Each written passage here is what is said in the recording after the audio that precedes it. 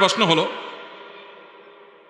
আপনি এক জায়গায় বলেছেন কাউকে দাঁড়িয়ে সম্মান প্রদর্শন করা যাবে না, অথচ এক মাহফিলে আপনি একজন বড় আলেম আসার পর দাঁড়িয়ে সম্মান করেছেন, এ বিষয়ে কি বলবেন? মাশাআল্লাহ, খুব সুন্দর এবং একেবারে যথোপযুক্ত প্রশ্ন। ভাইরা আমার, নবী করিম সাল্লাল্লাহু আলাইহি ওয়াসাল্লাম বিভিন্ন হাদিস থেকে সুস্পষ্টভাবে প্রমাণিত হয়, তিনি নিষেধ করেছেন যে কাউকে স্রেফ সম্মান দেখানোর জন্য দাঁড়িয়ে যাবে না। এটা অমুসলিমরা করে, তোমরা সেটা করবে না।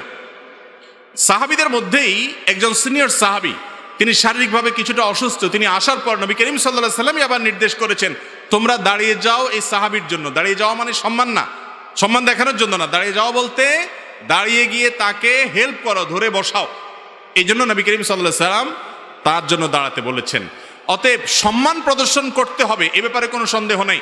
বড় মুরব্বী, আলেম ওলামা, এমনকি সমবয়স্ক, সবার প্রতি সম্মান দেখাতে হবে কি হবে না? কাউকে অপমান করা যাবে না, সম্মান করা আবশ্যক, ইমানের দাবি, আখলাকের দাবি। কিন্তু সম্মান দেখাতে গিয়ে দাঁড়ানো না, এই পদ্ধতি ইসলামের না, এই পদ্ধতি অমুসলিমদের। নবী করিম সাল্লাল্লাহু আলাইহি ওয়াসাল্লাম নিষেধ করেছেন। আমার যে ঘটনার কথা বলা হচ্ছে, অনেকে দেখেছি এটা নিয়ে ভিডিও বানিয়েছেন এবং এটা নিয়ে অনেকে ট্রলবাজি করছেন। বাস্তবতা হলো যে আলেমের কথা বলা হচ্ছে, উনি এসেছেন, উনি আসার পর আমি আলোচনা ছেড়ে দিয়ে উঠে গিয়ে ওনাকে বসার জন্য অফার করেছি। তো উনি বলেছেন, ওই আওয়াজগুলো এখনো রেকর্ড আছে, উনি বলেছেন যে না, আমি আপনার ওয়াজ শোনার জন্য আসছি, আপনি বরং ওয়াজ করেন, আমি বসবো। তো উনি বসে গেলেন, তখন আমি আবার এসে বসে গেলাম। তাহলে দাঁড়ানোটা হলো ওনাকে চেয়ার ছেড়ে দিয়ে ওয়াজের অফার করার জন্য, ওইটা নিছক গতানুগতিক সম্মান দেখানোর জন্য না।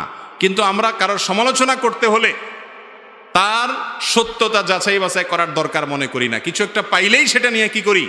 সমালোচনা করি। আল্লাহ তাআলা আমাদেরকে হেদায়েত দান করুন। আর দ্বিতীয় কথা হলো যে আমার কথা এবং কাজে যদি কখনো মিল না থাকে, তাহলে সেটা আমার ত্রুটি মানুষ হিসাবে যদি থাকে, কখনো এরকম হয়, যদি কমন কথা ভবিষ্যৎ অগ্রিম বলে রাখলাম, যদি সত্য কথা কোরআন হাদিস থেকে শুনেন, জানেন, তাহলে সেটার উপর আমল করবেন। যদি সে আমলটা যিনি বলেছেন তার মধ্যে নাও থাকে, তারপরও সেটা আমল করবেন কি করবেন না? কথা যদি সত্য হয়, সঠিক হয়, তাহলে আমার কাজ কি করা? আমল করা। আল্লাহ আমাকে তৌফিক দান করুন।